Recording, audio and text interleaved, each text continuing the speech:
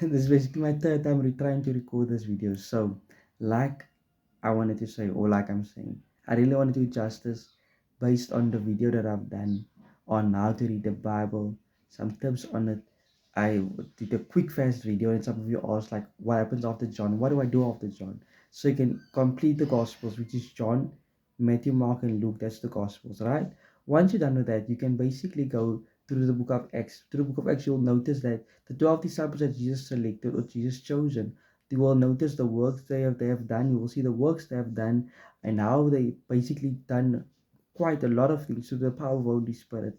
And out of that book, you will notice that there's a guy named, or there's a person named Saul that changed his name, or God changed his name to Paul.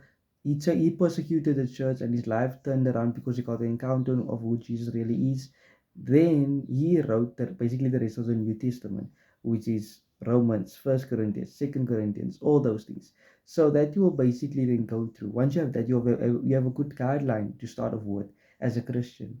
Then that's basically the whole New Testament without Revelation. Don't do Revelation yet because it might end up in confusion. But what I wanted to do is, so once you're done with all those, go back to the book of Hebrews. Once you read all those that I've just mentioned, go back to the book of Hebrews, because Hebrews points back to the first five books in the Bible, which is the Torah, which is the law, which is where God makes a covenant with his people. And it is from Genesis straight to the last book, which is Deuteronomy, I think. So you can read that five books. Once you're done with that, you can go to the book of Joshua, Judges, First Kings, all that, all the rest of basically the rest of the books.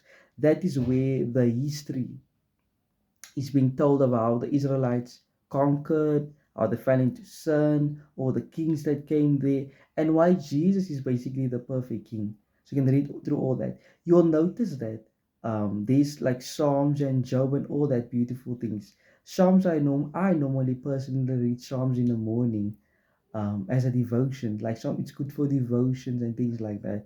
But I will cover in another video. So once you got all that sorted out, now you can start your prophetic books, which is Isaiah, Isaiah, Jeremiah, all those, Ezekiel, Daniel, and the minor prophets.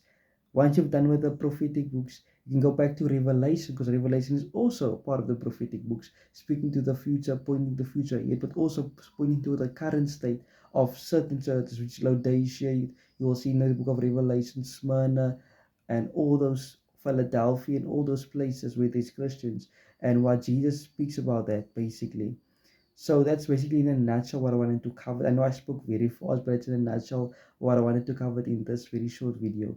If there's anything that's unclear to you, any questions you have, or anything that you want me to elaborate on, you're more than welcome to hit a comment, to go back to the comment section, ask a question. I'll do a video based on that.